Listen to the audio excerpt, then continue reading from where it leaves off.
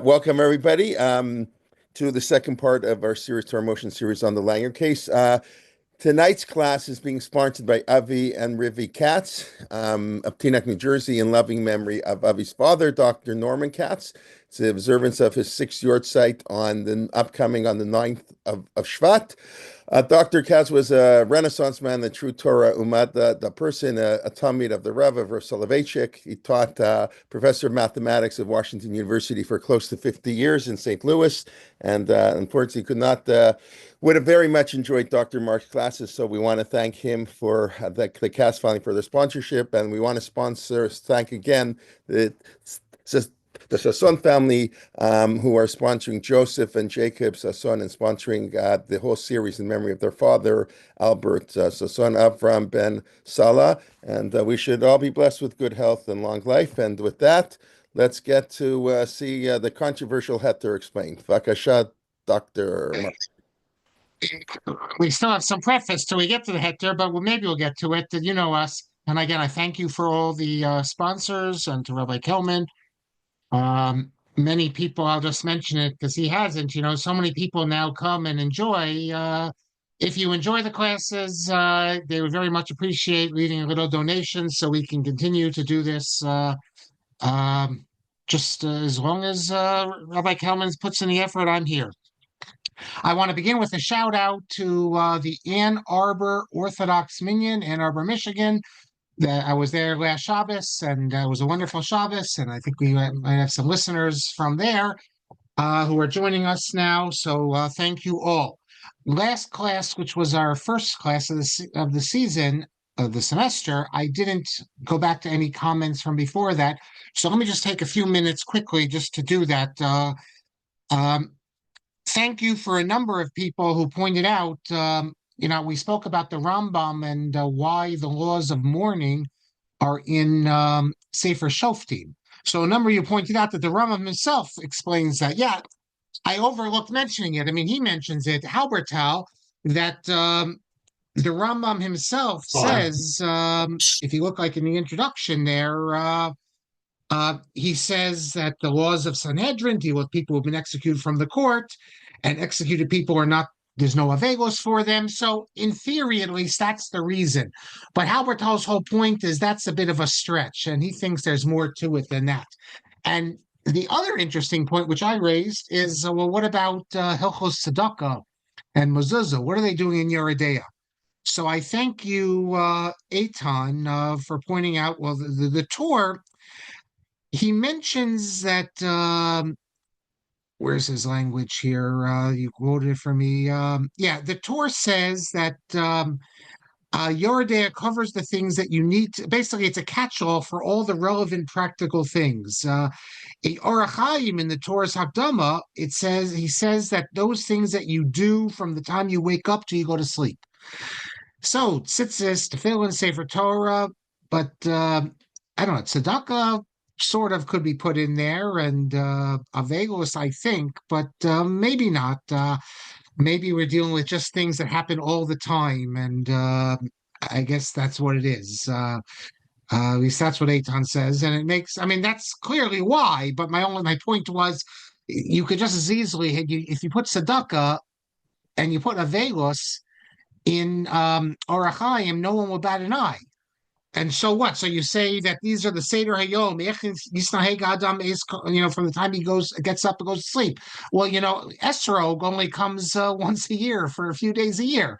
And yet that's an Orach Chaim, and Tzedakah is supposed to be every day. And so it still is a bit of a problem, I think. Well, not a problem. It's it's a little strange, maybe. One of you, I forget now, I just want to show a picture in case people didn't catch it.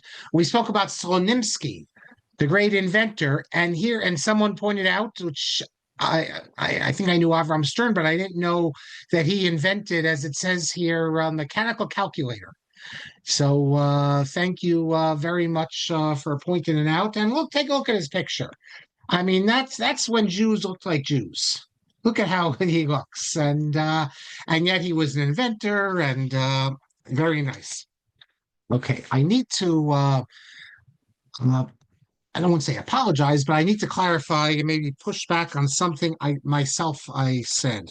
I was speaking about Japan and how. Oh, thank you very much, Sarah. Okay, I was thinking how in Japan that the Chazon Ish gives his date when Shabbos is on Sunday. And by the way, for the Chazon Ish people, it was only Sunday. Rav Chesed Levenstein comes into shul in Shanghai on Shabbos wearing tefillin.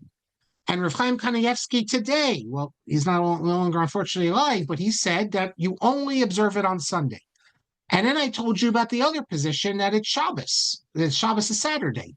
And no one said to observe both days. Yom Kippur, there are a few who tried to do both. And I said, though, today it's become a popular thing. What I didn't know is that there really is, I thought it was just something from, let's say, current rabbis, shluch organizations. It actually is deeper than this. So this is, I think, a fascinating, and I thank you, Baruch, for calling my attention to at least Rav Yashiv. This is a fascinating example where we can say we've seen, like in the last 20 years, a change in recommended halachic practice. I'm not sure whether this is for people who live there also or just for travelers. So, for instance, there's a whole sefer called Tarikh Yisrael by Rabbi Taplin, a big book on the dateline. And he, on page 27, although he cites Rav Yoshev as saying that the accepted position is to observe Shabbos on Saturday, I mentioned that last class. In the note, he says that he mentioned someone who asked Rav Yoshev in 1991, and Rav Yoshev said to him that to be machmir midyoraisa from Torah laws on Sunday, like the Chazon Ish. Now, this is interesting because who knows what's a Torah law? They have to put out a whole booklet to tell you what is a Torah law. Most of us don't realize what's a Torah portion or not. So here you see Rav Yoshev stating that's his recommendation. So there's good reason, I guess, for the people who say that. I can't. I mean, I don't think the tourists are doing it, but in the Haredi world, I guess they would. But it's not only the Haredi world. Here's another example, which I found. Rav Vosner in Shevet Halevi, volume 6, number 34. If you know how close Rav Vosner was to the Chazon Ish, it's actually amazing what Rav Vosner says. Rav Vosner says that the Ikar Halacha is Sunday, is Shabbos, not like the Chazon Ish. And he says, now we're dealing with a situation that people always have observed Shabbos on Yom Shvi, and therefore Chalil Zel Zel b'Shabbos Shalahem. We can't not observe Shabbos on Saturday. But then he says, nevertheless, you have the Chazon Ish, and you can't ignore the Chazon Ish. So he says, also, midyoraisa, Torah prohibitions don't violate it. But what's the most fascinating to me, because if you know Rav Tzvi Yehuda Kook was not a fan of the Chazon Ish. Obviously, he understood his learning, but he didn't think of him as a posek. He told everyone to follow Rav Tzvi Pesach Frank, Rabbanut poskim. He thought in fact, I'll let you in on a secret that is never. I don't think I've ever mentioned it here, so we should record it for posterity. I used to write for Tradition a lot years ago, and then I had an article. This is taking us back to the 90s, and the editor censored it, or said it had to be censored. What had to be censored? I quote what Ritzi Yehuda Kook says about the Chazon Ish, that he's not the leading posek. He says my father is the leading posek, but then other things as well. Now you'll find this in my book, Changing the Immutable. But the editor said I don't want to include this because it's tearing down the Chazon Ish, which I don't understand. What are you tearing down? Who's tearing down anyone? It's comment by Ritzi Yehuda Kook, who also was a gadol. Now, Ritzi Yehuda Kook, one of his students, was Rav Yaakov Ariel. And I saw today, this is the most surprising. Rav Yaakov Ariel, the Rav of Ramat Gan, probably the leading posek in the religious Zionist world today, in Israel, I should say, not in America, but in Israel. He was asked this question, and he says that since the minhag is, the practice is to observe Shabbos on Saturday, but since the Chazon Ish makes many good points, he says, min haroi, it's best to abstain from doraisa Torah violations on Shabbos. And that's Rav Ariel, or Tzvi Yehuda Kook would not accept this at all. I'm just convinced of that. We got a couple more minutes here. To abstain on Sunday. and I'll get to the comments in the end. Um, a couple of you raised the point, first to Ian, about sacrifices. Remember, I quoted Rav Moliver that sacrifices are only after the ego, that before that, maybe you had people on their own could do a sacrifice, but you don't have commanded sacrifices. And that's how you explain the verse in Jeremiah that when you left Egypt, I didn't command you in sacrifices. Well, he quotes the Abarbanel. Yeah, thank you, Ian. The Abarbanel in Yirmiyahu says the same thing. And then thank you, Ian, for also mentioning how Shadal rejects this. But there's a problem here. And Baruch again points it out that what about Carbon Pesach? And you have some other carbonos also that I think he mentions it here. Yeah, your carbon Pesach, also carbon Bechor. You have other carbonos also that are before the sin of the ego. So I don't get it. I don't understand Ramoliver. I don't understand the Abarbanel. And finally, we're speaking about mamzeros, which is not illegitimacy the way it's often translated. It's certain relationships.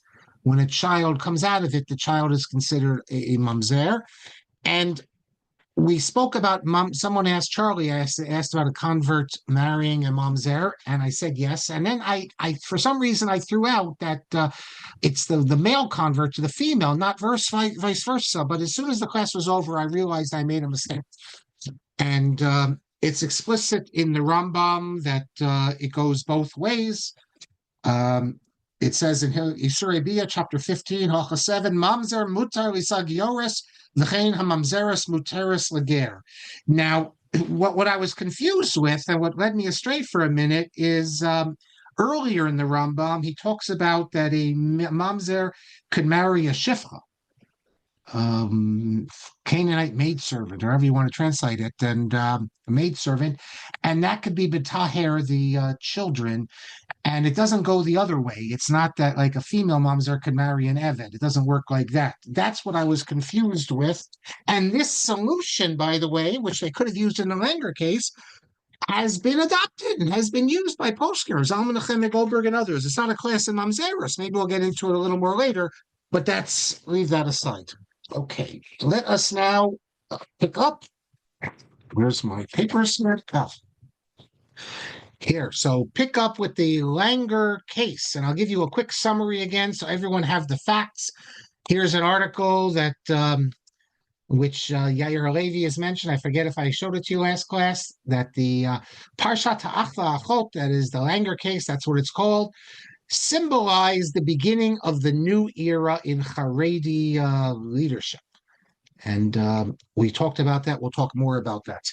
I think the last thing I mentioned was, or I mentioned last class, it wasn't the last thing, but how I showed you this book called Hamaracha al Atzat Rabbanut. That is the effort to save the Rabbanut in Israel from the danger of Rabbi Goren's candidacy. Because Rav Goren, he thought you could go up on a Temple Mount, and he spoke about liberalizing conversion and how there was room in halacha for flexibility. Rav Goren would distinguish, it's going to be an important part of our story, distinguish between how you decide halacha in the Golos versus how you decide halacha in a modern Jewish state, where you have a responsibility for the whole people. We're going to see that this plays a very important role in the Langer case.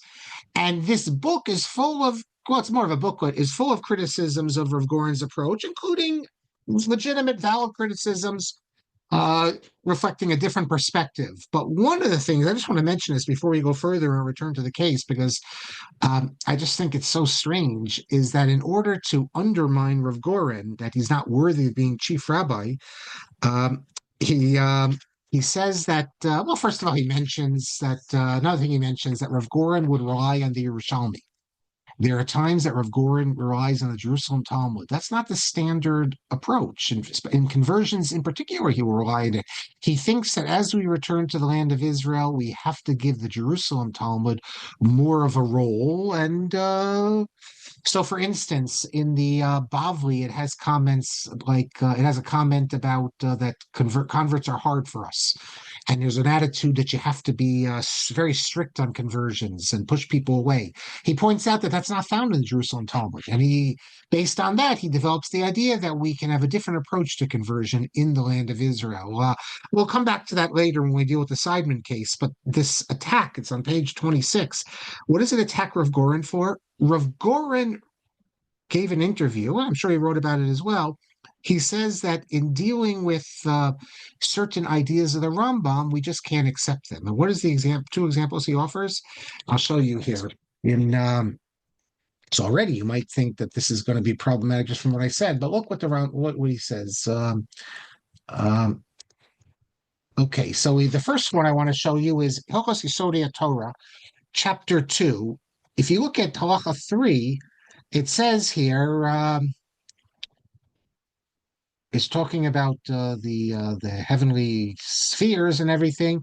He says that the matter from which the spheres and the stars, but kochav galgalim, kochav doesn't mean stars. It means heavenly things in the heavens. It also means planets, as we'll see.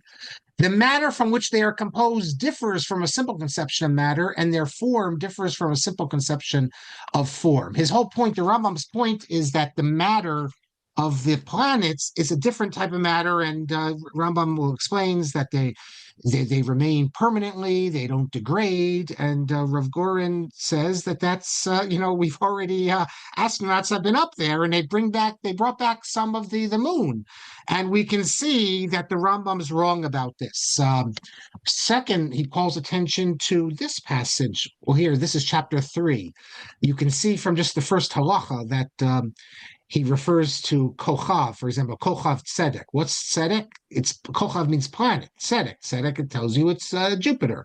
So what does he say about the planets, the stars and all that in Halacha Tes?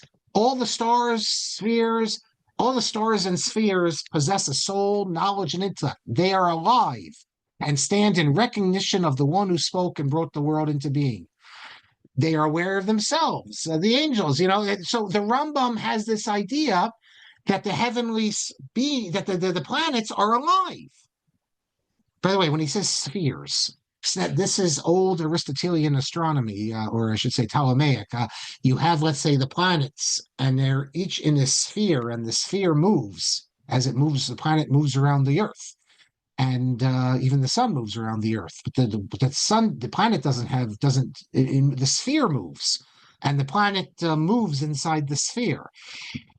Now, Rav Goren says we see clearly that they're not alive, and the Rambam, he says, stated this based on the astronomical ideas, Ptolemy, that this was popular and accepted in his day, and the author of this goes after him. What chutzpah is he to say the Rambam wasn't right? And the Rambam put this in Yesodei Torah, which is, the essence of the Torah. I mean, what is he, a Chabad person here writing? That Chabad thinks that everything in Yesodei Torah has to be true, but that's, this isn't a Chabad person writing this, and it's obviously it's not true. In fact, Rav Kafach said it's the most important thing to say it's not true, because if you say that this is prophetic and that this has to be true, then this is going to lead people to reject the Torah, because anyone knows anything about science knows that Rav Goren says is correct, that the moon is not a living being. It doesn't praise God, anything like that, other than maybe in a metaphorical sense. But so if you conclude that this is Torah Sinai, and it's obviously wrong, then you can conclude that the Shabbos is also Torah Sinai. So throw out Shabbos, throw out Kashrus, throw out Judaism. So you need to say that those things that the Rambam is citing, he's using the best knowledge of his day, and it's not from prophecy or anything like that. So I just think that it's an example of the foolish attacks on Rav Goren. There will be attacks on Rav Goren which are not foolish, which you might even agree with them. Wait till you see what we see today. But this is an example. I think it's like once the floodgates open, then everyone starts, throwing everything, including the kitchen sink, at Rav Goren, and sometimes the attacks backfire. Okay, just to summarize again, to remind ourselves, what is the case? A girl, Chava, let's call her just Chava, 14 or 15, meets a non-Jew in Poland named Barakovsky. They run off and live together. She converts to Christianity, but later she rejects Christianity, we're told, and she does reject it, and he converts. Why does he convert to Judaism? Apparently, the father of Chava forced him to. It's one of the versions. They move to Israel. Oh, they get married also.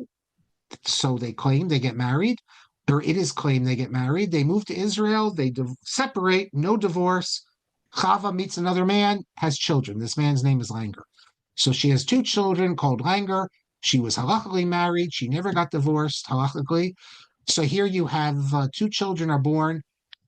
There could be a problem. They could be a mamzer. That's the case. And a mamzer can't marry other Jews. Now, okay, so let's pick up with our story now. In that the Beis Din in Israel knew about this because when Chava Langer wants to get married after with she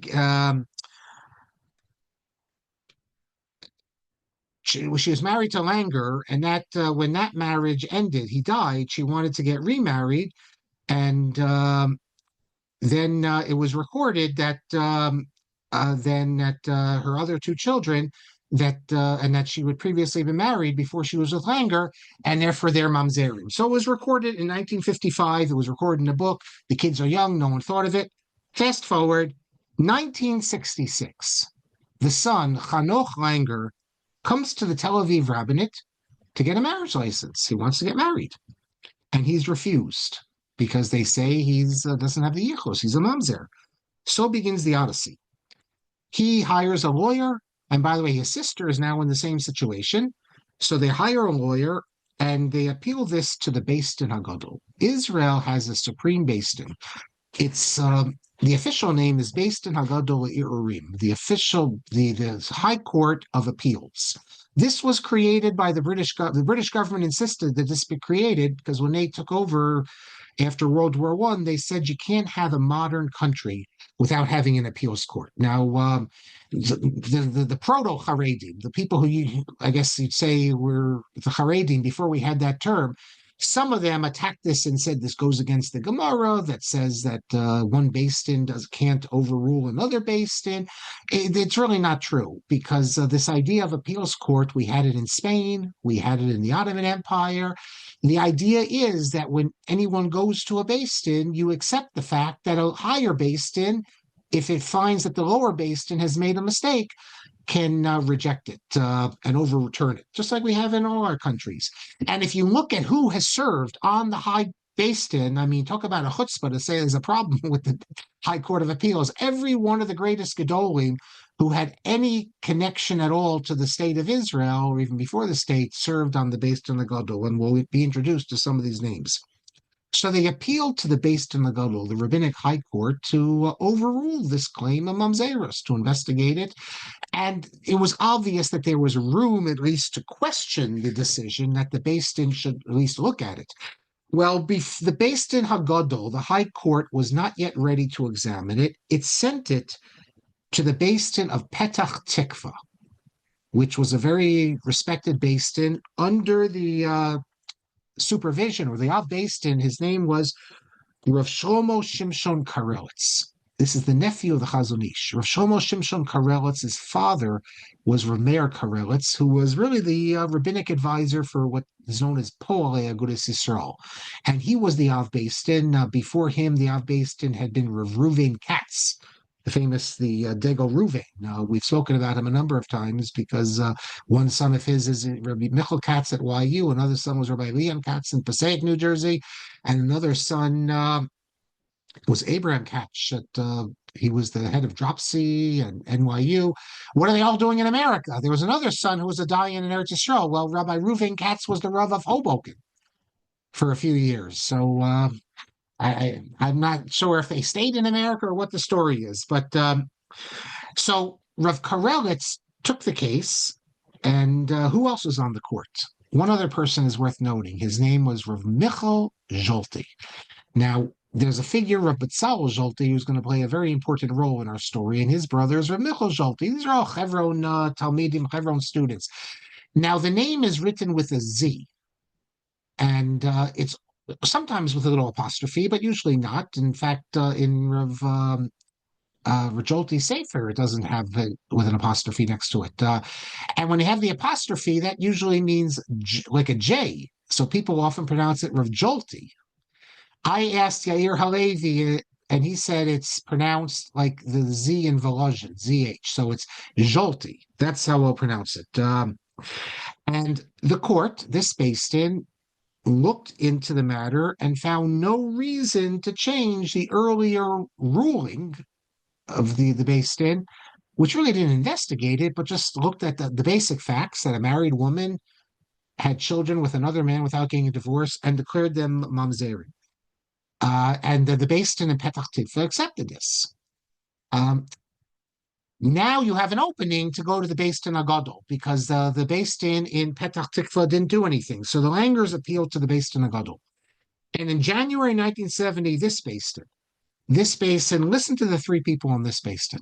One is Rav Yoshev, Rav Yosef Shalom El Yoshev, who today is known as the great Halakhic authority, the final word in the Haredi world, who for over a decade was the most important person in that world. And yet before he joined the Haredi world, we'll see, it's because of the Langer case. He was in the Rabbanut, and he was a dayan, but recognized as a genius. That's one of my big criticisms of the Haredi world. Had he never left the Rabbanut and never left the Beis Din, he would have lived his life, he would have retired, and he just would have been known as a Talmid Chacham. He only could become the Gadol Ador for the Haredim when he left the Rabbanut. That shows that for the Haredi world, a lot of it has nothing to do with his halachic learning would have been the same.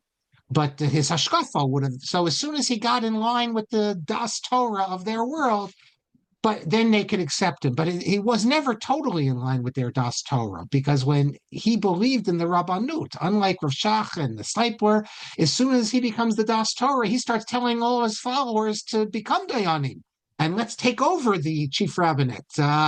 I think many religious Zionists preferred the old way, when the Bnei Brak crowd would simply ignore the Rabbanut. Now they've taken it over, and the chief rabbis routinely are from the Haredi world. So that's one of the Dayanim, and he is a super genius, Rav Yoshev, appointed by Rav Herzog. And you can read I have to say that the biography written by his grandson does not cover any of this stuff up, how he was in the Rabbanut and his relationship with Rav Herzog and Heichal Shlomo. Remember, the Brisker Rav said it's usher, it's forbidden to step foot into Heichal Shlomo. The Bnei Brak people would never step foot. Rav Yoshev was in Heichal Shlomo. That's where. So I give credit to the grandson who wrote a book, a biography, a couple of volumes, and he doesn't cover this up. Also, the book Hashakdan, another book, doesn't cover it up. So I guess we'd be grateful for these small things. Now you might say, well, how can you cover it up? I mean, it's not ancient history. It's no. Believe me, you can cover it up. I wrote a blog post about how someone one of Gorel's sons, Rabbi Gorel's sons, actually wrote that his father never taught Gemara at YU. He only was there to teach Musar and things like that. And it's like, we still have plenty of people alive who can testify that indeed he did teach Gemara. Maybe in 100 years you'll find something in the archives of YU that shows him teaching Gemara, and they could say it's a test. Maybe it was created by someone to test your faith. That do you believe it? But we still have plenty of people who can testify to Rav Gorel having taught Gemara. But so I'm thankful that they haven't covered that up. Rav Avadia Yosef was on this based in. Now Rav Avadia Yosef, we know him as probably the greatest authority in the last 50 years. When I say that, I mean Ashkenazim Sephardim. I don't buy into this whole thing. And I can quote you something later from Rav Shapiro. There is no such thing as Ashkenazi Sephardic halakha. When there's a dispute between the Ramah and the Shulchan Aruch, okay, we have a tradition, Ashkenazi, we follow the Ramah. But this idea that some people have, that a Psak Ravad Yosef is for the Sephardim and a Psak of Ramosha is for the Ashkenazim, like we're two separate peoples, this is an unbelievable distortion. Halachic Judaism. Ravad Yosef is the Rav for all of Klal Yisrael, and a posek for everyone. So he's on this based in. We've had classes on him, many classes, so I don't need to go any more into him. The third person is the most interesting. Let me show you who this is. We will have classes on him, hopefully, maybe after Shimon Shkup, because he is from the center of religious Zionism. Merkaz Harav student of Rav Kook and Rav Charlap, later Rosh Yeshiva Merkaz Harav, involved with religious Zionism. Roshal Yisraeli, great posek. He wrote, by the way, the first real halachic discussions dealing with army halacha, things like that. So, the unbelievable figure. And what makes the story so interesting is that he is one of the opponents of Rav Goren. You might think that this is religious Zionists backing Rav Goren versus the Haredim, but it's not true. Rav Shal Yisraeli was one of the biggest opponents of Rav Goren on this whole matter.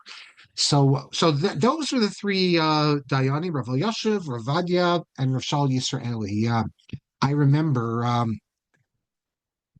it says he died in Sivan, June 17th of June 1995. I remember the day he died because I was in Israel that 1995.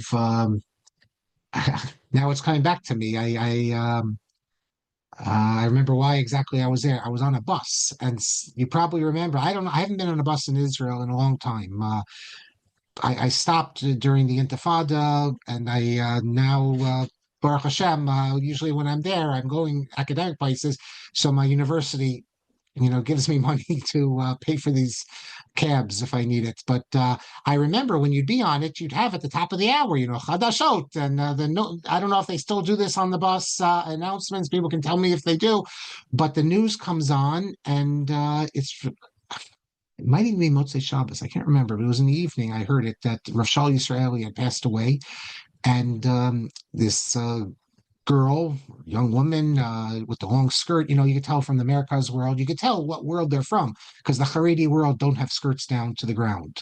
That's usher for them, if you can believe it. It's in the Haredi world, it's usher to have skirts down all the way. You have to have the skirts stop at the knee. She starts crying on the bus, which I thought was interesting. I had been together with Roshal Yisraeli because I always had a thing for Merkaz, and I went there more than once on Shabbos. And on Friday night, they have gatherings there. And Rav Shal Yisraeli he was one of the two Rosh Yeshiva. So in 1970, January, the Beis Din Hagadol affirms that they're mamzerim. So that's sort of the end of the line. That's the Supreme Court. You can't go any further than that under normal circumstances. So enter Rav Goren. And this is going to be part of the problem also. We believe usually you have to follow a certain formula. There's a format, I should say, and you can't go around it. There are norms in courts, in rabbinic courts as well.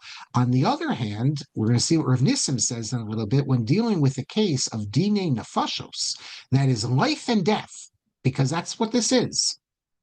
We shouldn't get so hung up on norms, and then there's options for going outside the norms. But Rav Goren, Rav Shlomo Goren, actually began his involvement with this case in 1968.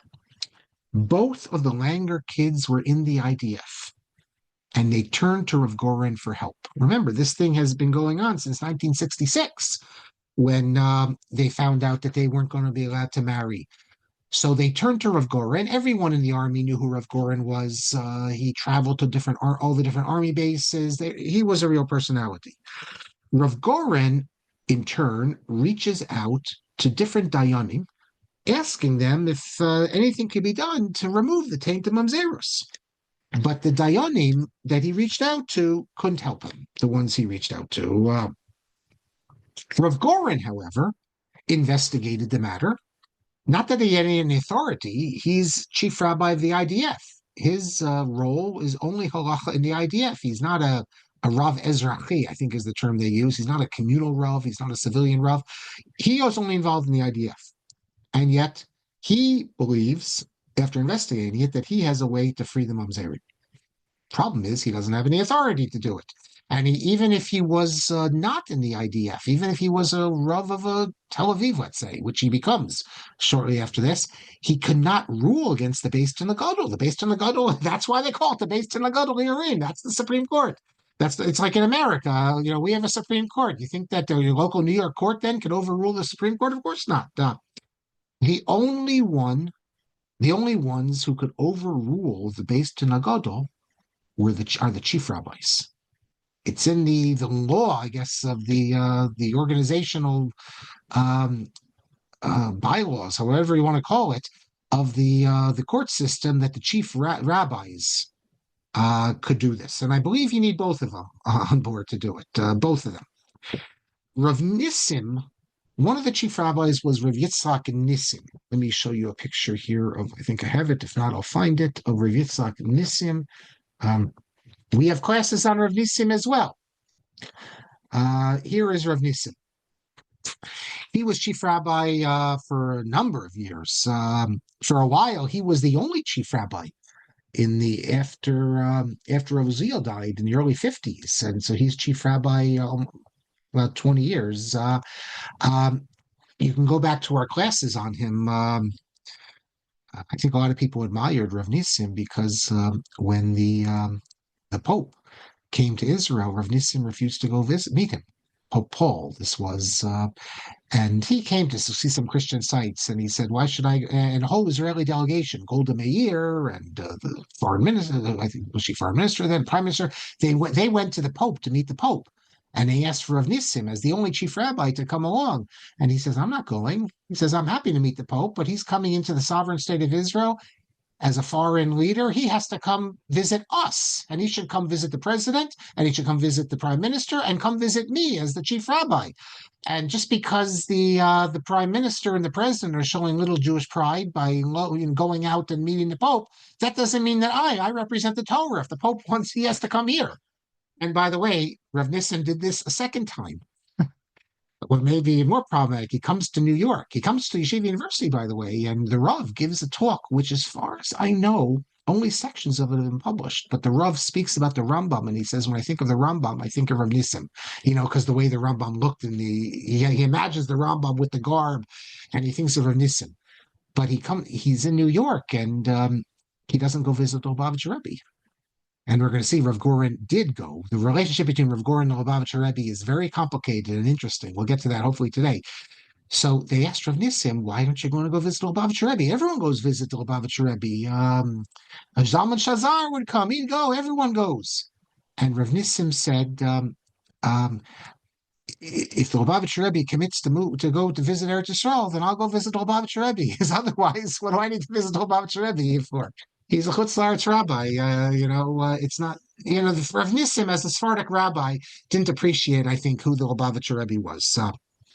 Okay, so Rav Nissim speaks to Rav Goren. This is becoming a big controversy because Moshe Dayan, one of the girl anger, she worked in Moshe Dayan's, I wouldn't say his office, but there was some connection to his office.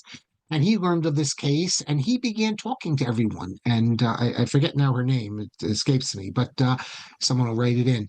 And the newspaper started covering it, so it becomes a big koseleb. And Rav Nissim asks Rav Goren, since Rav Goren had explained to him, he thinks that there's a way to free them, that Rav Goren should write up his halachic opinion on the matter.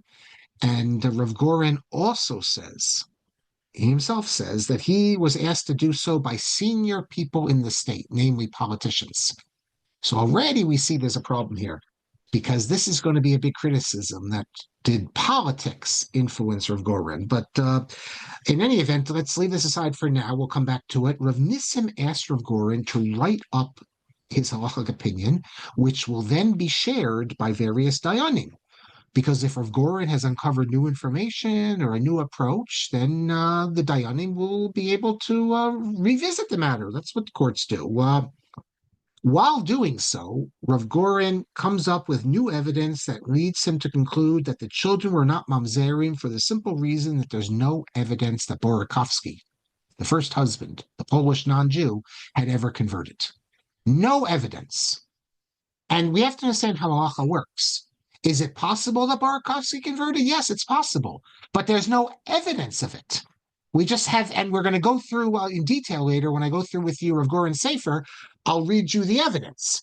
And mamzerim are freed all the time, and agunos are freed all because of the fact that there's no evidence. We don't say maybe he was converted.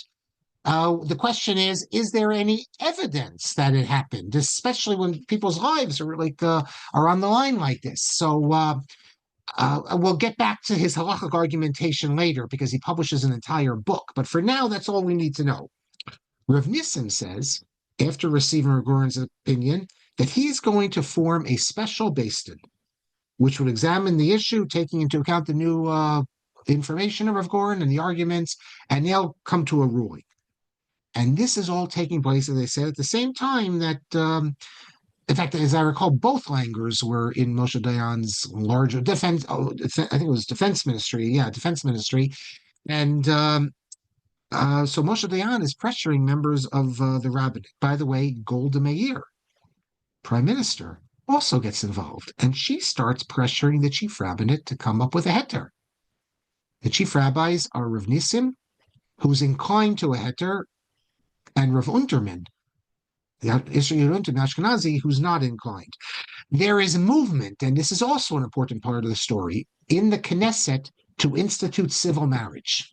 The argument is made that halachic marriage is fine as long as people can all get married.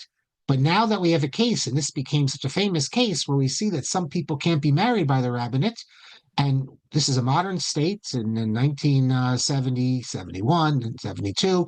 We can't have a situation where citizens of the state of Israel are not allowed to marry in their own state. And then we're going to send them to Cyprus and things like that. So there's movement, strong movement, that if you cannot solve this question, this problem, rabbis, that we will institute civil marriage. And therefore, those who want halachic marriage can have halachic marriage, and everyone else will have civil marriage. And Rav Goren thought that this was a very important consideration, one that should be involved in halachic give and take. Now, this is not something from left field. This is not something out of the halachic system. Every posek considers all these sorts of matters. And if halachic marriage is important, and for Rav Goren, halachic marriage in the state of Israel was vital. He believed in the state, the Jewish state, and for it to be a Jewish state, you need to have a halachic marriage.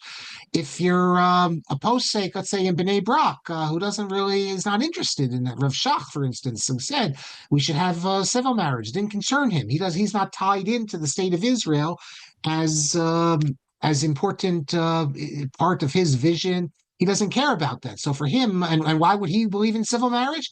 Because then there's no mamzeris issues. Only religious Jews get married halachically. If you're not religious, we're going to force a kibbutznik who's a complete secularist to halachic marriage, and then when he's done, he's not going to get a halachic divorce of mamzerim. Or maybe they sleep around. Who knows? In other words, Rav Shach's point is that we don't care about that. It's not, we don't force people to get married halachically if they don't want to. But for Rav Goren, who had a mamlachti understanding, a religious Zionist understanding, the whole idea of a Jewish state has to have halacha in its system. Okay. In 1971, Rav Goren publishes a booklet, privately publishes a booklet making his case and sends it to lots of rabbis for asking for their comments. Now, hold on a second. I have never seen that booklet. If anyone has it, PDF, please send it to me. I mean, I'm not in Israel now. If I was in Israel, I'm sure I can get it at the National Library. Maybe I will be in Israel soon. But I don't need to see the book before I'm doing now because I'll show you why.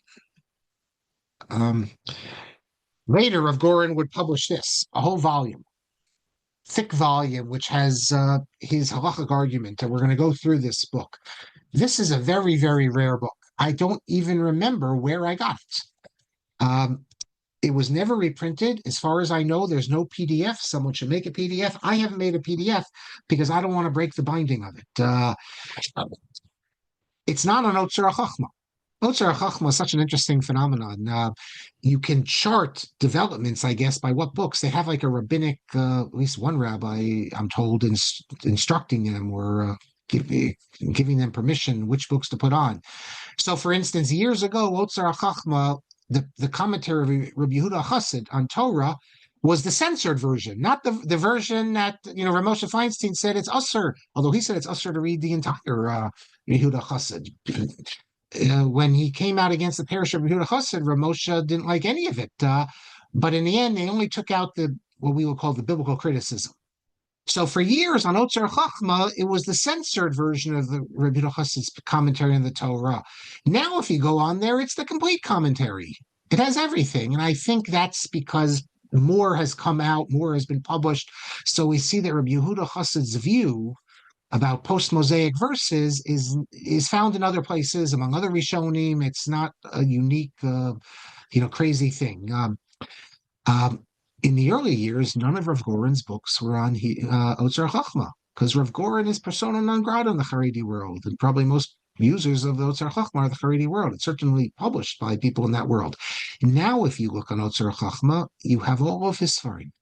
The only sefer you don't have is the one I just showed you.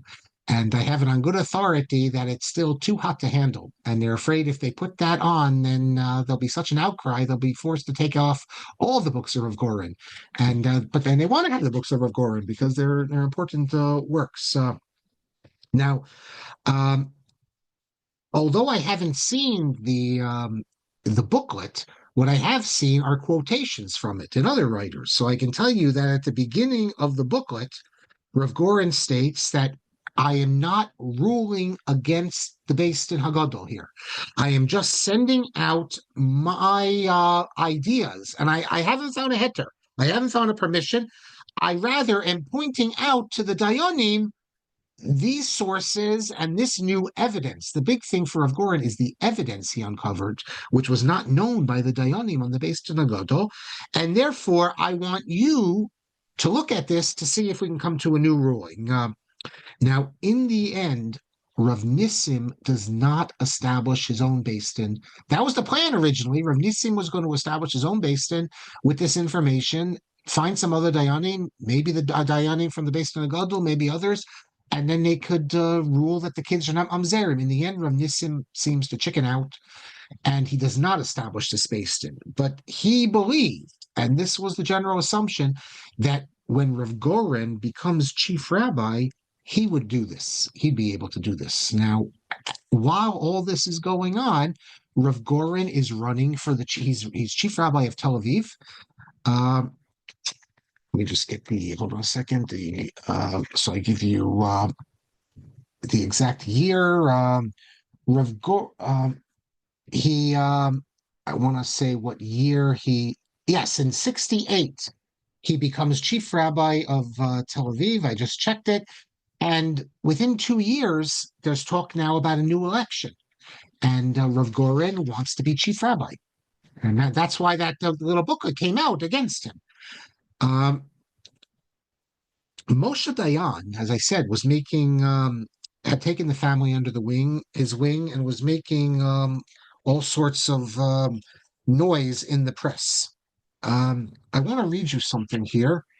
Rav Nissim, they recently published his responsa. He published 2 volumes of responsa called Yain Hatov, Yud Yud Nun Hatov. It's a pasuk, I think it's in Shir Hashirim. I just mention it because many people, when they transliterate, they say Yayin Hatov. It's not Yayin Hatov. It's in the construct. It's Yain Hatov.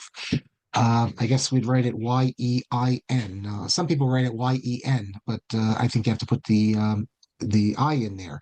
So there's 2 volumes of responsa, but then he has other responsa that are being published now. They have an institute called Yad HaRav Nissim.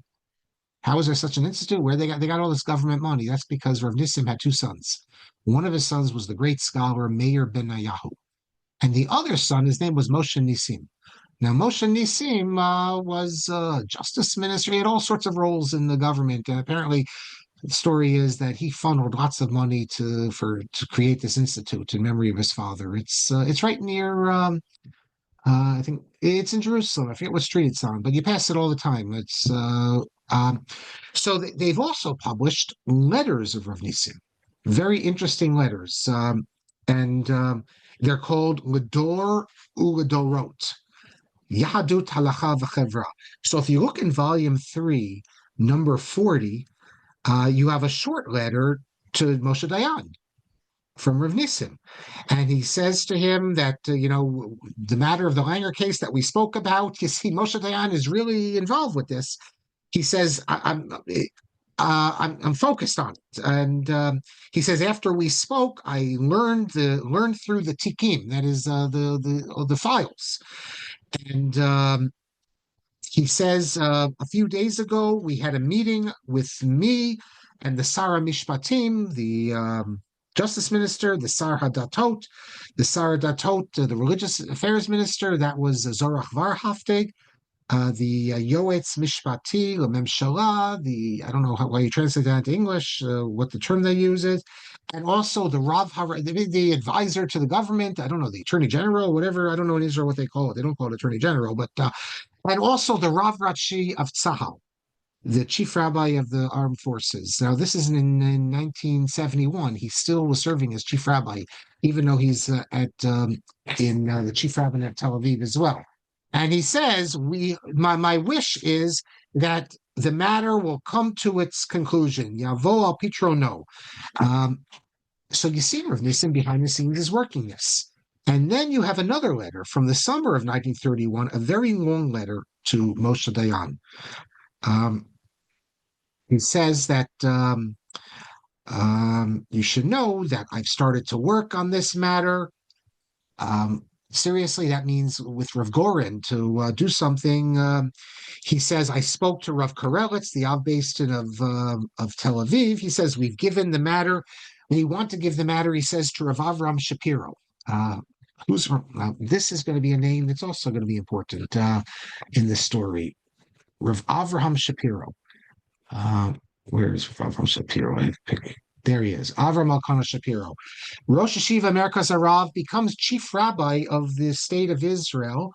A real gaon in learning from Chevron Yeshiva. He was asked to become Rosh Yeshiva Ponevej by Rav Kahneman, but he was familial. He was related to the Rav Kook's family, so he became the Rosh Yeshiva of Merkaz. And I think, had he gone to Ponevej, he might have just adopted the Haredi perspective, but he adopted a more Chardal perspective, and in many ways, Chardal is more close-minded, but in other ways, it's much more open-minded. But he comes out of that world. He was the Kohen in the Brisker Rav's minyan. We did classes on him as well. Now, Rav Nissim describes, however, that Rav Avram Shapiro, who's an Av Beis Din in Jerusalem, he refuses to take the case, even though Rav Nissim wants him to, because he says that the Beis Din in Petach Tikva hasn't given permission, and they're the last ones to really examine the case. Now, this is the Beis Din Hagadol is actually. Hold on, let me get the dates here. No, this is the summer of 71. And no, this is apparently what happened was the Beis Din Hagadol asked, if I'm not mistaken, they asked the Petach Tikva again to look at it, and Petach Tikva refused to look at it. So you have the ruling of Petach Tikva and the ruling of Beis Din Hagadol, and Rav Avram Shapiro says he has no authority to look at it. The other Batei Din have not recused themselves, and Rav Nissim says he wants to create a Beis Din with Rav Shapiro, Avram Shapiro, and also Rav Ehrenberg. He was an Av Beis Din in Tel Aviv. And he would also be in it, I guess, Rav Nissim, but Rav Shapiro refused to be a part of such a Beis Din. The only thing he would do would be looking at the matter, but he's not going to be a part of any other Beis Din. And whatever, he goes on complaining about Rav Avram Shapiro. And this is what, and Rav Avram Shapiro is raising all sorts of matters of formality. That how can I take this? How can I be part of this when the other Batei Din has not removed himself from it? And what does Rav Nissim say? That these arguments that Rav Avram Shapiro he says, I'm annoyed with Rav Avram Shapiro. These arguments of Rav Avram Shapiro, when you place them opposite the Ach and the Achot, he says this is like ayin ve'efes. Kol inyan the procedura, the whole procedure thing of returning the tik, the file to this beis din, that beis din, is not halacha. He says it's not any safer. He says this is just the way they established that the beis din should work. So yes, that one beis din can't take it if another beis din has it in its authority, unless the other beis din, let's say, gives approval that now you can do it, because although we've ruled on it, now we give you permission to. We can understand why you have to do that. Otherwise, any beis din can come and counter another beis din, and you'd have no closure. But Rav Nissim says, in a case like this, where it deals with, he says, in a sheila kochashuva, in such an important case, where it deals with dine nefashot, where people's lives are at stake here, he says, are we going to allow formalities to determine this, which have no yesod and halacha? They're just, he says, in a case like this, he says, in a case like that, we have to forget about the formality. That he says there's no such thing as following formality and rules when faced like a case like this, and therefore, if any beis din can do it, it doesn't matter what the other beis din were going to do it. And then at the end he says it's terrible that all the publicity this case has been given. He says that's what's causing all the problems and false information. And this really, in the end, is going to be the unfortunate thing, because it became such a popular case in the media, and it became an example of the irreligious attacking halacha and attacking deranim, that the Orthodox, especially the Haredim, had to then respond to it and affirm halacha. Had the case never been a public matter, had it been done under the table quietly, like so many other cases do. Does anyone ever know the names of mamzerim? No, these are all handled quietly. It never would have been an issue. I'm convinced of that. And just so you don't get a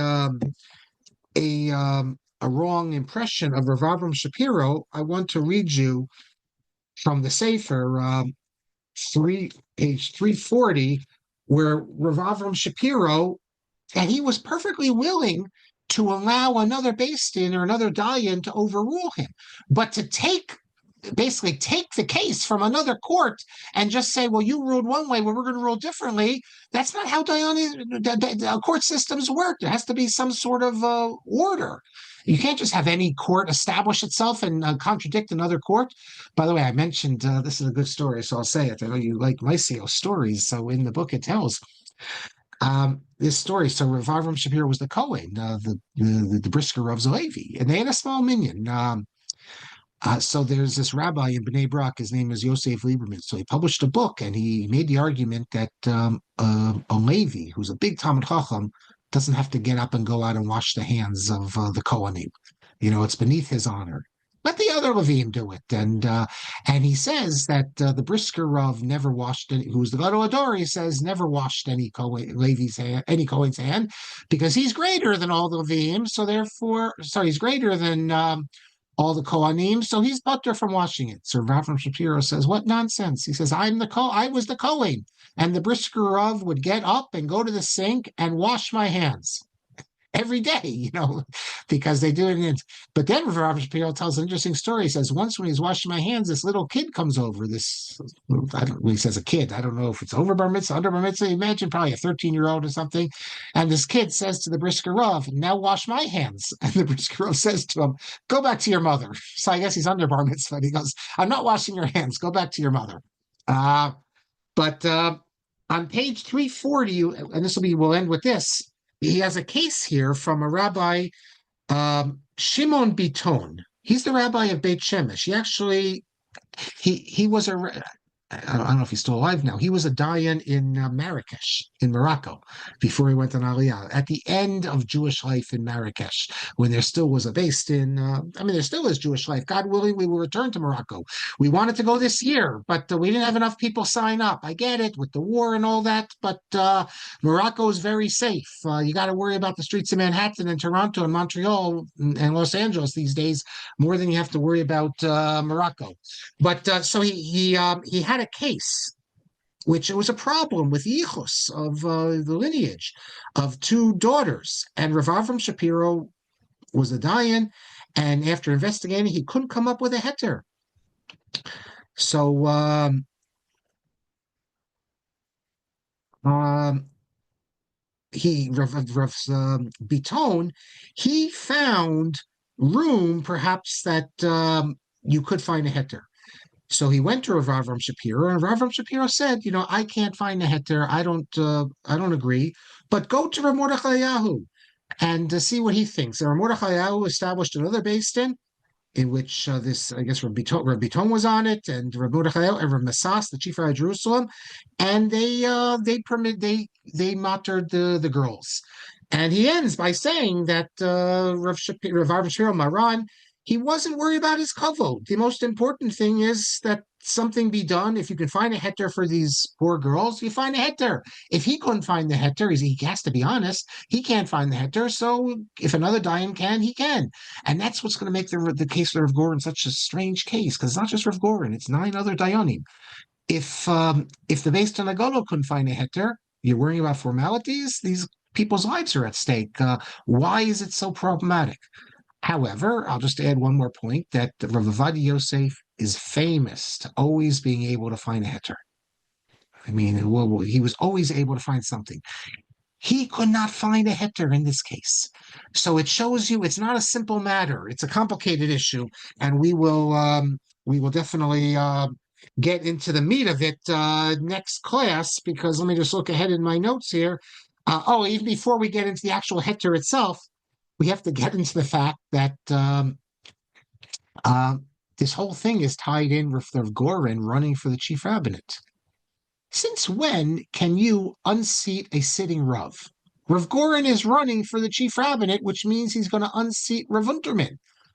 And he has the backing of the labor government and Knesset members. That's going to become a huge controversy as well. For some reason, Rav Ovadia Yosef unseating Rav Nissim doesn't become a controversy, and we'll learn together. Well, I'll read to you. I'll summarize it. Rav Ovadia Yosef's justification for why he could run against Rav Nissim. All the people, the Lubavitcher Rebbe or Moshe Feinstein, who are against Rav Goren for unseating Rav Unterman, the same thing should apply to Rav Ovadia Yosef. And if Rav Ovadia Yosef's reasons why he's allowed to unseat rabbis apply, then it should apply to Rav Goren. So we'll look at the tshuva. Anyone who's interested in the situation of not rehiring your rabbi after he served, let's say, for a few years, and you want a new rabbi, that's what Rav Ovadia is going to deal with, and the Chazoni and the Chasam Sofer, etc. So, and we'll do the Lubavitcher Rebbe next class also.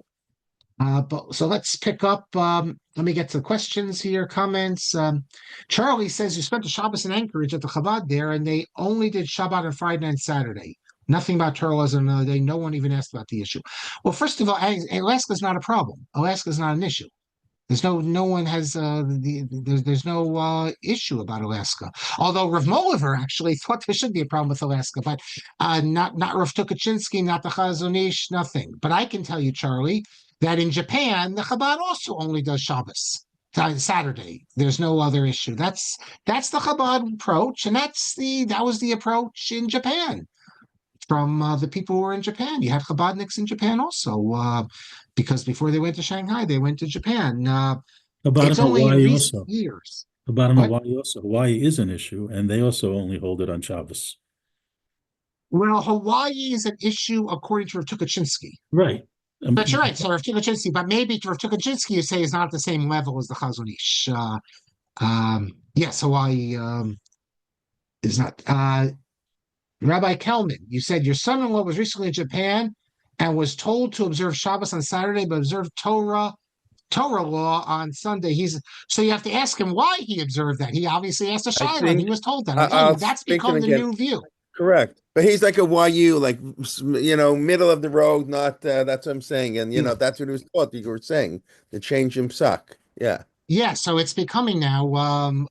But again, I still think that's only for visitors. I find it hard to believe they would say otherwise. Charlie says the international dateline moved in October 1867 from the eastern boundary of Alaska to the Bering Strait. If you hold the international, it was Chol Moed Sukkos, which brings us to other issues. Okay, listen, according to those who hold that the date line is wherever we establish it, like Ritzi Pesach Frank or of Kasher, it's not an issue because wherever it's established. The other poskim, They don't care what the secular world thinks. They hold by Torah, a Torah dateline. And Chaim said Chabad actually had skin in the game in Japan, as Tomchei Taminim there was there with everyone else. They need an answer. Rebbe Rayatz told them Shabbos, not Sunday. Yes, and this goes back to the psak of Rav Kiselev, who was the Rav in Harbin, and he's the Rav of the Far East. He gave the psak there, and in Shanghai, the Hasidim who were there, and many of the yeshiva students, they all followed Saturday. The ones who followed the Chazon Ish, they followed Sunday. Chaim says, Rabbi Taplin, whose sefer you mentioned, was on Halacha Headlines podcast some years ago and responded when asked for a practical directive, something along the lines of Yirei Shamayim should not go to Hawaii or Alaska. I think Alaska, because maybe it gets not because of the dateline, but because the Zman in Shabbos in the summer. When does it end? When does it start? And Rav Sternbach says this about Finland. Don't go. You shouldn't go to Finland because we don't exactly know when Shabbos begins and ends. I have to say though, and I did see looking in Rabbi Kaplan's sefer, he quotes someone who says you shouldn't go on Shabbos to a place like Japan. I have to say that to me, I don't accept that. First of all, in Finland, you always had communities there. Yitzhak Nissim was the Rav there, but the Torah has answers for everything.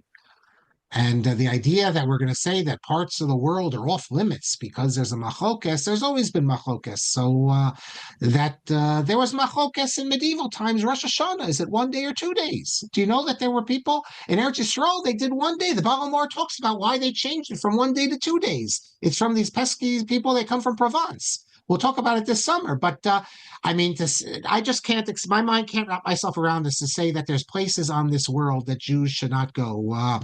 Maybe, obviously, Kavachomer, they'll say then you can't go to the moon, but on this earth where God wants us to dwell, we're supposed to be able to dwell everywhere on earth. At least that's what I think. I didn't know Rabbi Taplin has a website. I don't even know if you can type it in, Chaim, what Rabbi Taplin's own shita is, if he has a shita, or does he just summarize the different views? Nissen says, do you mean a freed shifcha marrying a mamzer? Hold on. I'll read you what the Rambam says here. Hold on a second. The actual language. Hold on. No, by the way, it's not freed. It's you marry the Shifcha Kananis, and then the children can be freed. The husband, the man who's the mamzer, has a child with the Shifcha, and then the children who are born as avadim, they're not mamzerim. Then he frees them. That's what you do. And by the way, in this case, the children don't have the taint of mamzerus. That's unlike if a mamzer marries a convert, then the children still are mamzerim. So why is the mamzer mutter in a shivcha if he's every Yisrael is also in a shivcha unless he's an Eved Ivri? No, that's the halacha. I'll read you the Rambam. That's the explicit. That's the explicit halacha. That is it.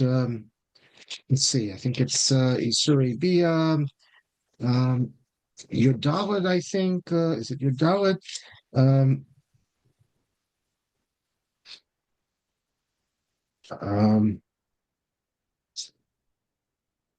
Hold on, I'll read it to you. Let me find the exact place for you. The Gemara speaks about this. It's 50. Yeah, here. This. Let me read it to you. It's in chapter 15. It says,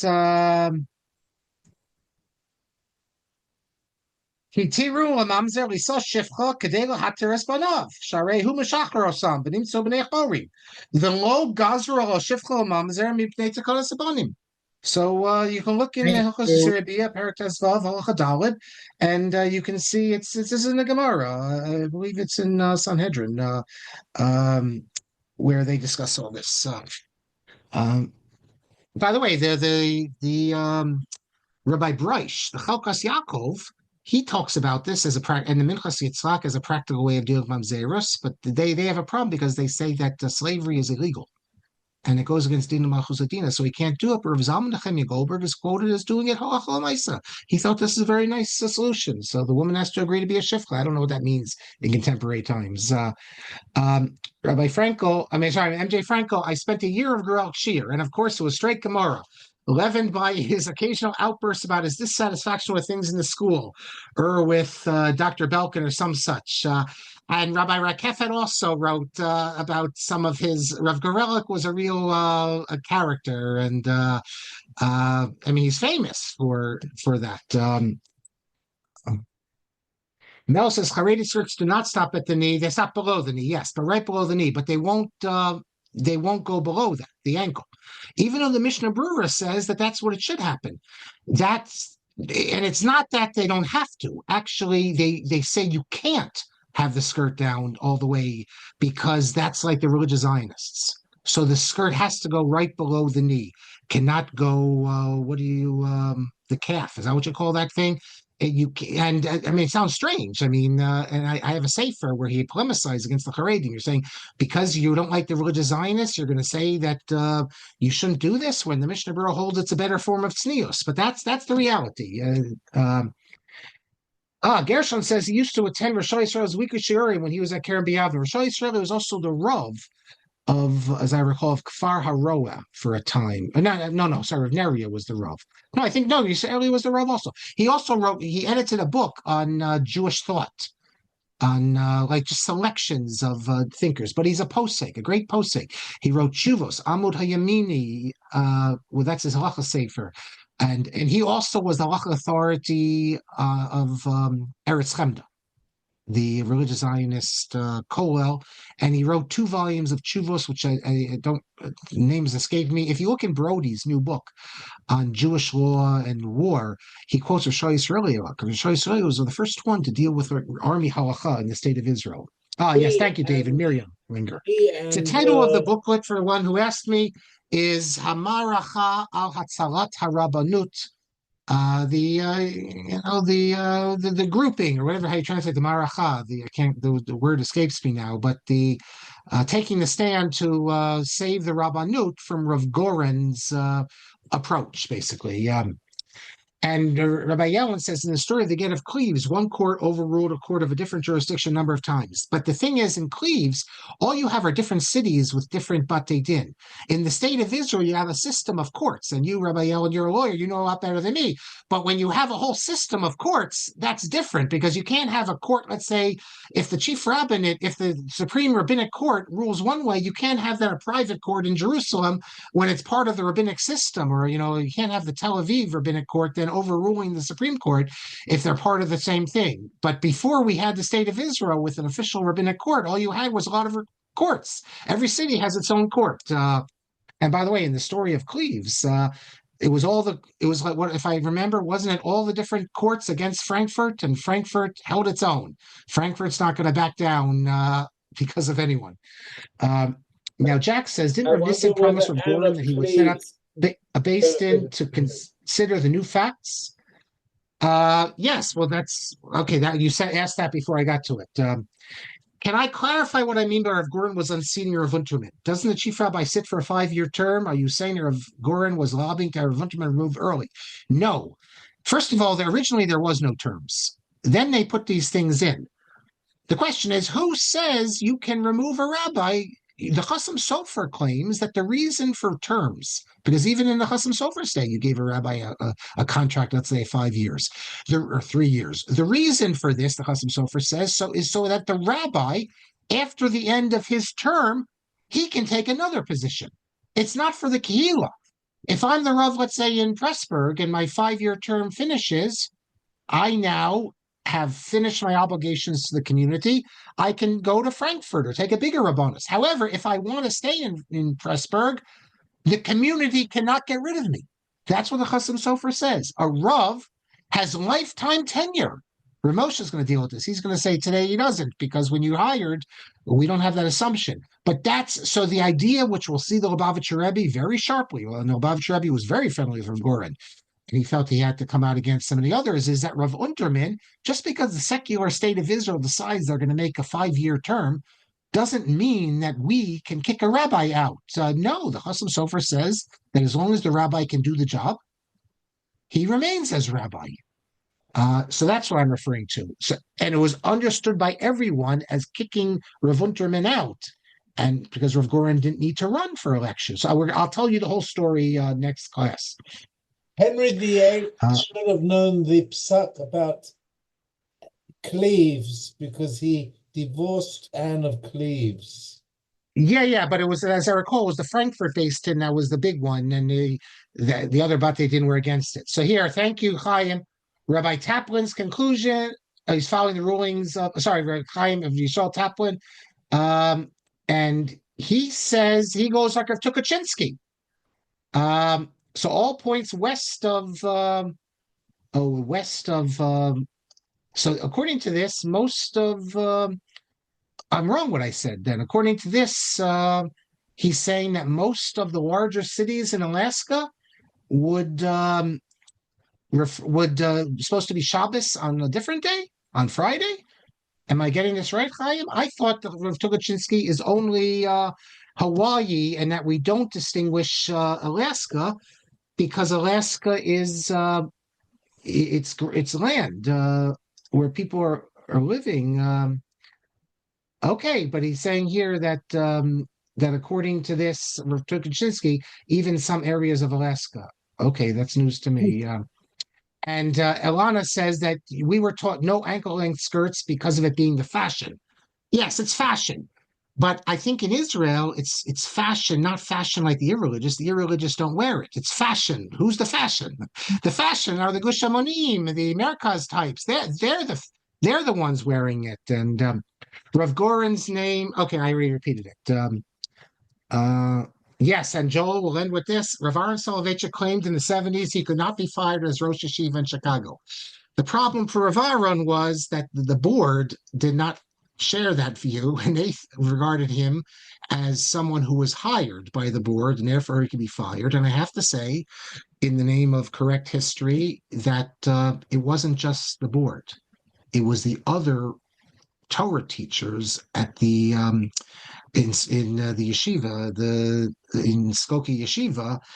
They thought that Rav Aaron was their equal and that they were all. Rav Aaron thought he was the Rosh Yeshiva, but the others didn't think so. They thought he was just another Rebbe. And so Rav Aaron was he wasn't just at odds with the administration, he was at odds with the other Rebbeim in the yeshiva. I hate to say it, I actually have a document signed by the other teachers in the yeshiva siding with the administration in this matter. So thank you, Chaim, though, for pointing it out. And I'm going to investigate Rav Tukachinsky because I was sure, I didn't know that Alaska is also an issue. And so I take back what I said.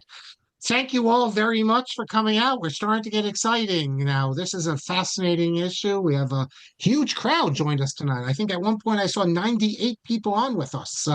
So Baruch Hashem, that's nice. And 72. We're almost at 10 minutes to 10.